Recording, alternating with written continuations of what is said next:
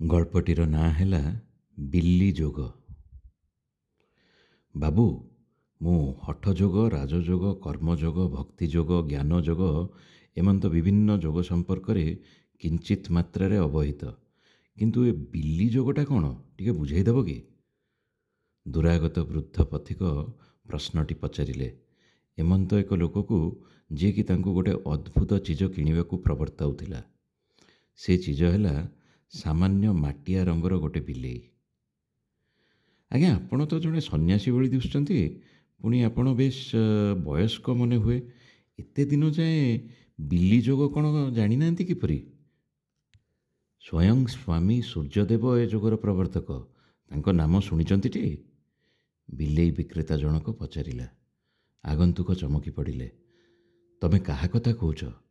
ଭଦ୍ରପୁରୀ ଗ୍ରାମରେ ନଦୀ ତଟରେ ଗୋଟେ କୁଡ଼ିଆରେ ରହୁଥିଲେ ଜଣେ ସୂର୍ଯ୍ୟଦେବ। ସେ ତ ସେମିତି ବିଶେଷ ବିଖ୍ୟାତ ନଥିଲେ। ତମେ ତାଙ୍କ କଥା କହୁନାହ ତ? ସେ ପଚାରିଲେ। ଆଉ କେଉଁ ସୂର୍ଯ୍ୟଦେବଙ୍କ କଥା କହନ୍ତି? 40 ବର୍ଷ ତଳେ ହଠାତ୍ ଦିନେ ସେ ତାଙ୍କର ଆଶ୍ରମ ଛାଡ଼ି ନିରୁଦ୍ଦିଷ୍ଟ ହୋଇଗଲେ। କିନ୍ତୁ ଆମେ ତାଙ୍କ ଶିଷ୍ୟବର୍ଗ ଓ ଶିଷ୍ୟବର୍ଗଙ୍କ ସନ୍ତାନବର୍ଗ ସେ ଶିକ୍ଷା ଦେଇଥିବା ଧ୍ୟାନ ପ୍ରଣାଳୀ ଅନୁସରଣ କରି ତାଙ୍କ ବିଲ୍ଲି ଯୋଗକୁ ବେଶ ଜନପ୍ରିୟ କରିପାରିଛୁ। ସେ ଆମ ମୁଲକର ବିଖ୍ୟାତ। ଲୋକଟି ବଡ଼ ଭାବପ୍ରବଣ କଣ୍ଠରେ କହିଲା। ଆଗନ୍ତୁକ ବୃଦ୍ଧ ସନ୍ନ୍ୟାସୀ ରୀତିମତ ଆତଙ୍କିତ ଦେଖାଗଲେ। ତେବେ ସେ କହିଲେ, ଆଚ୍ଛା ବାବୁ, ସ୍ୱାମୀ ସୂର୍ଯ୍ୟଦେବଙ୍କଠାରୁ ପ୍ରତ୍ୟକ୍ଷ ଭାବରେ ଦୀକ୍ଷା ନେଇଥିବା କାହା ସହିତ ତମେ ମୋର ଭେଟ କରାଇ ପାରିବ? କାହିଁକି କରାଇ ନପାରିବି? ଲୋକଟି ଟିକିଏ ସ୍ମରଣ କରିନି ପୁଣି କହିଲା, ତମେ ତେବେ ସେ ଝଙ୍କାଳିଆ ବରଗଛ ବାଁକୁ ଯାଅ।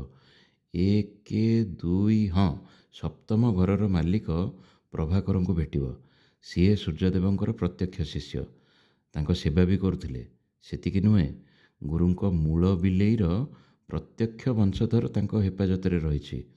ମୂଳ ବିଲେଇର ରଙ୍ଗ ଯେମିତି ପୁରା ମାଟିଆ ଥିଲା, ତା ବଂଶଧରଟି ବି ସେମିତି। ଅବଶ୍ୟ ସେ ବିଲେଇ ତ ଆଉ କେହି କିଣିପାରିବେ ନାହିଁ। ପ୍ରଭାକରଙ୍କର ବିଲେଇ ପ୍ରତି ଗଭୀର ସମ୍ଭ୍ରମ ବୋଧ ହେତୁ ଲୋକଟିର ମୁଣ୍ଡ ଟିକେ ନଇଁଗଲା। ସେ ପୁଣି କହିଲା, ତେବେ ତୁମେ ଯଦି ବିଲ୍ଲି ଯୋଗର ବ୍ରତା ହେବ, ତେବେ ସେମିତି ମୋ ବିଲେଇ କଥା ଭୁଲି ନ ଯାଅ ତମେ। ମୁଁ ଉଚିତ ମୂଲ୍ୟରୁ କଦାପି ଅଧିକ ଦାବି କରିବି ନାହିଁ। ଲୋକଟି ତା ନିଜ ଘରର ଠିକଣା ବତାଇଥିଲା। ଆଗନ୍ତୁକ ଯାଇ ବରଗଛ ପରେ ଗଣି ଗଣି ସପ୍ତମ ଘରେ ପହଞ୍ଚିଲେ। ସେତେବେଳକୁ ସଞ୍ଜ। ପ୍ରଭାକର ଗାଧେଇ ସାରି ଧ୍ୟାନରେ ବସୁଥିଲେ। ତେବେ ଆଗନ୍ତୁକ ଜଣେ ସନ୍ନ୍ୟାସୀ ହୋଇଥିବା ଯୋଗୁଁ ତାଙ୍କୁ ସ୍ୱାଗତ କରି ବସିବା ନିମନ୍ତେ ମସୃଣ ପିଢ଼ା ଖଣ୍ଡିଏ ତାଙ୍କ ଆଡ଼େ ଠେଲିଦେଲେ। ମହାଶୟ, ବିଲ୍ଲି ଯୋଗ ସମ୍ପର୍କରେ ଆପଣ ମୋର କୌତୂହଳ ମେଣ୍ଟାଇ ପାରିବେ ବୋଲି ଜାଣିବାକୁ ପାଇଲି। ମୋତେ ଦୟା କରିବେ କି? ଆଗନ୍ତୁକ ପଚାରିଲେ।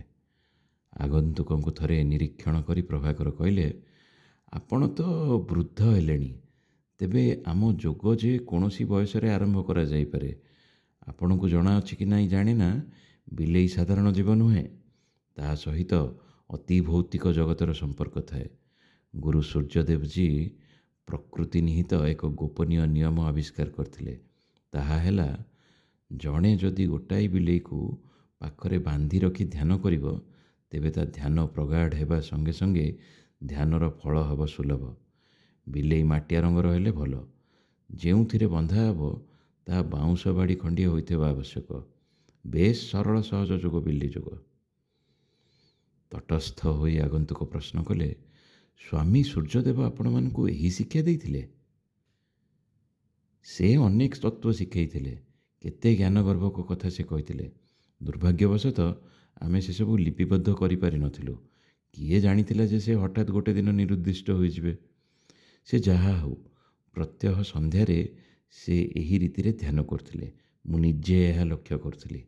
ବାଉଁଶ ବାଡ଼ିଟି କେତେ ଦୀର୍ଘ ହେବ, କି ପ୍ରକାର ଦଉଡ଼ିରେ ବିଲେଇ ବନ୍ଧା ହେବ, ଧ୍ୟାନସ୍ଥ ସାଧକର କେଉଁ ଦିଗରେ ବିଲେଇ ଅବସ୍ଥାନ ହେବ, ଏ ସମସ୍ତ ଟିକିନିକି ଭାବରେ ବିଲ୍ଲି ଯୋଗର ସାଧକ ଭାଇମାନଙ୍କୁ ଶିଖାଇ ଦିଆଯାଏ। ଗୁରୁତ୍ୱପୂର୍ଣ୍ଣ ଢଙ୍ଗରେ ଏତକ ସମ୍ବାଦ ପରିବେଷଣ କରିସାରିବା ଉତ୍ତାରୁ ପ୍ରଭାକର ତାଙ୍କର ବିଲେଇକୁ ନେଇ ଆସିଲେ। ବିଲେଇର ଜୀବନ ଯେ ବିଳାସ ବ୍ୟସନରେ କଟୁଥିଲା, ତାକୁ ଦେଖିବା ପରେ ଆଗନ୍ତୁକଙ୍କ ମନରେ ସେଥିରେ ଆଉ ତିଳେ ହେଲେ ସନ୍ଦେହ ରହିଲା ନାହିଁ। ତା ଗଳାର ଘଣ୍ଟି ସମ୍ବଳିତ ରମଣୀୟ ହାରଟିଏ ପଡ଼ିଥିଲା।